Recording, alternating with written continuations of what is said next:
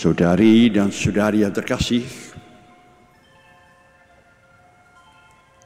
saya kira Yesus itu senang kalau dia berkhotbah, kalau dia mengajar, dan banyak orang mau mendengarkan.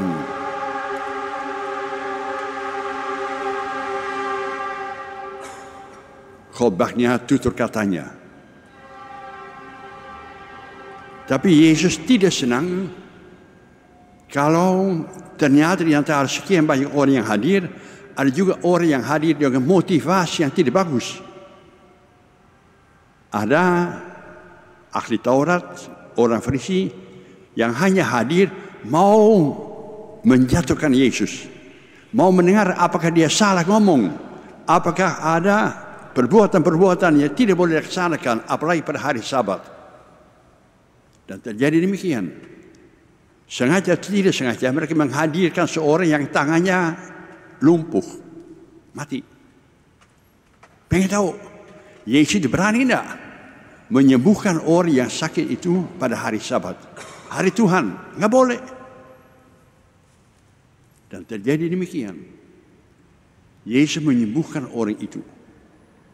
Lebih baik pada hari Tuhan, pada hari apapun juga, kita berbuat baik, menjamah orang, menyembuhkan orang yang sakit.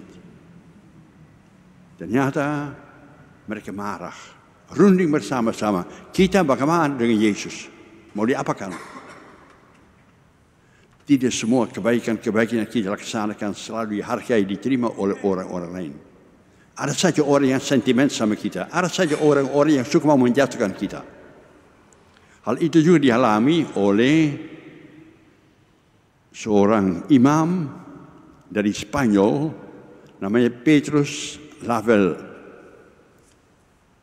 Petrus ini orang dari daerah Barcelona. Nah, pada masa muda dia sudah tertarik kepada Yesus, kepada karya keselamatan Yesus. Maka jangan heran bahwa dia bergabung masuk dalam serikat Jesuit, mau menjadi imam. Di situ dia berjumpa dengan seorang bruder, tukang menjaga pintu. Tapi bruder itu saleh. Jabatannya kecil saja, hanya buka tutup pintu, tukang tamu. Tapi dia sering membimbing Petrus itu. Bagaimana kiranya manusia harus mempunyai hati untuk sesama manusia yang miskin, yang kecil. Maka Petrus itu belum ditabiskan, minta supaya dia dikirim ke Amerika Selatan, daerah Colombia. Di situ ada banyak budak-budak, orang yang ditransport dari Afrika ke Colombia untuk kerja keras dan berat, kasar. Di antara mereka itu dia hadir. Dan dia mendampingi mereka, dia berkhotbah kepada mereka, dia berbuat baik kepada mereka dan mengobati mereka. Maka Petrus itu disenangi. Disenangi oleh orang-orang yang seringkali diperbudak, dianggap tidak berarti. Akibatnya para pembesar, pemerintah tidak senang. Ngapain capek-capek memanjakan, memperhatikan orang-orang miskin, orang-orang hitam, orang-orang yang tidak berguna, ngapain?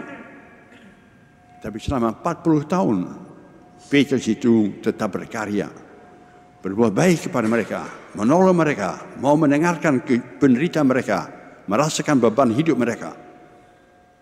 Nah, karena dia begitu setia, akhirnya pemerintah dan pembesar-pembesar itu mulai menghargai dia.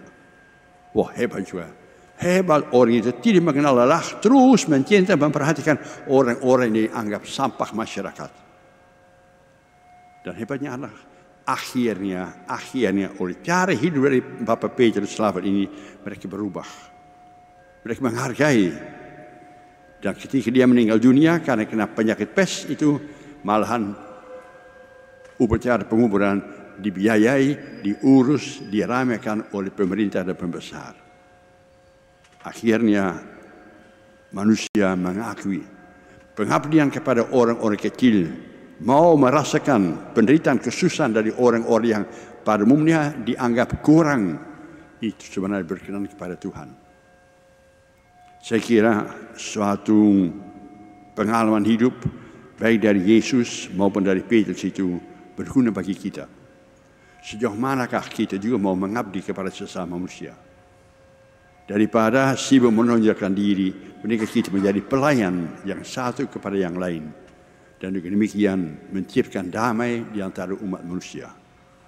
Semoga demikian.